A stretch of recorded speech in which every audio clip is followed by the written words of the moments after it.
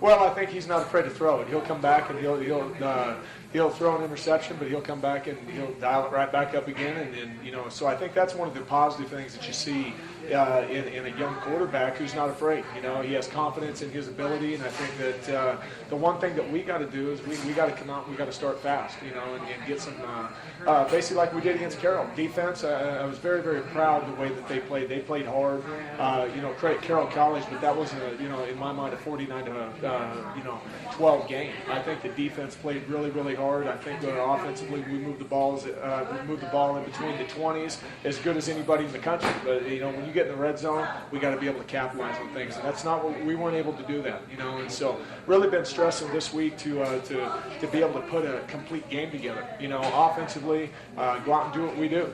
Defensively, play fast, swarm to the ball, play Eastern Oregon style of football, and then in the special teams game, we come after Carroll and had some success. But we're an attack defense, we're an attack offense, and we want to win the kicking phase of the football game. So those are the things that we got to do. And again, I say this week after week. It don't matter who comes into town in the Frontier Conference, you're always going to have a battle, and I think that's important that our kids realize that hey, we are who we are. We just got to get better.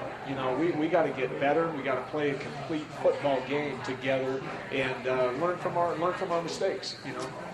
Eastern has won 7 out of the 11 meetings against Northern all time. The Lights 1-4 in LeGrand since 2000. We know all about the traveling in the Frontier Conference, especially out here in LeGrand. How much of that 12-hour, 730-mile trip comes in effect in this series? Well, I think any team that comes down here is affected by it because some of the games that they play are only 2 to 3 hours away. It's a lot closer to them. We have to do a better job of using that as a home field advantage for us, okay? And being real, get out after them fast, from the get-go, and then finish strong. And those are things that we got to be able to take advantage of. Us going up into Montana, we love it. And that's just what we do, and that's the conference we're in, and couldn't think of a better conference to be in. So again, that's new to them. They only have to do it one time a year, but from the people that I talk to, they don't like to travel. And I'm not just talking about Northern. I'm talking about the whole Frontier Conference. But at the same time, I think that's something we got to use to our advantage.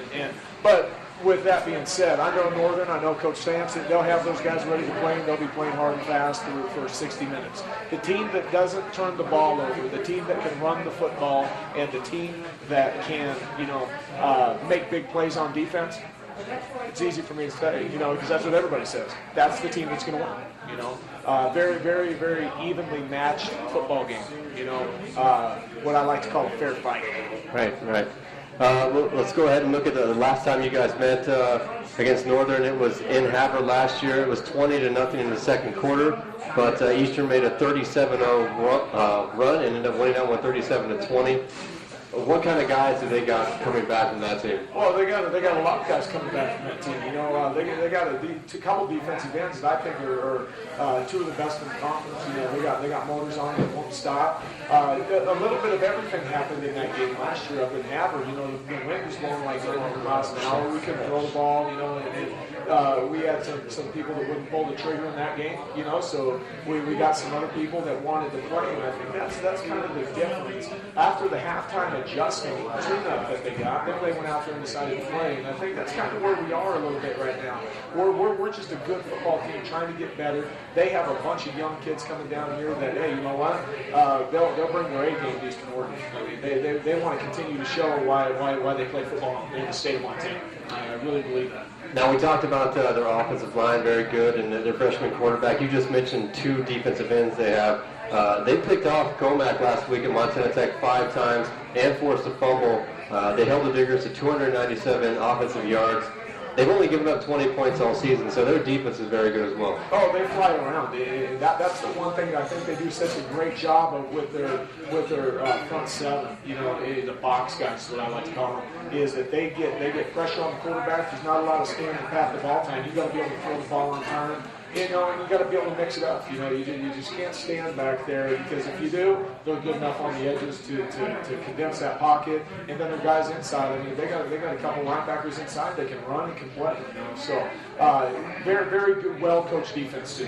Very well coached defense. Well, Coach, we wish you the best of luck this Saturday. I understand you brought an assistant down today. I did. Our defensive line coach, Levy Suganoa, is here with us today, and he wants to make sure that everybody knows how hard that defensive line played against Carroll, which I think they really did. I'm very proud of how the defense responded, and basically how the defensive line, you know, they played very hard.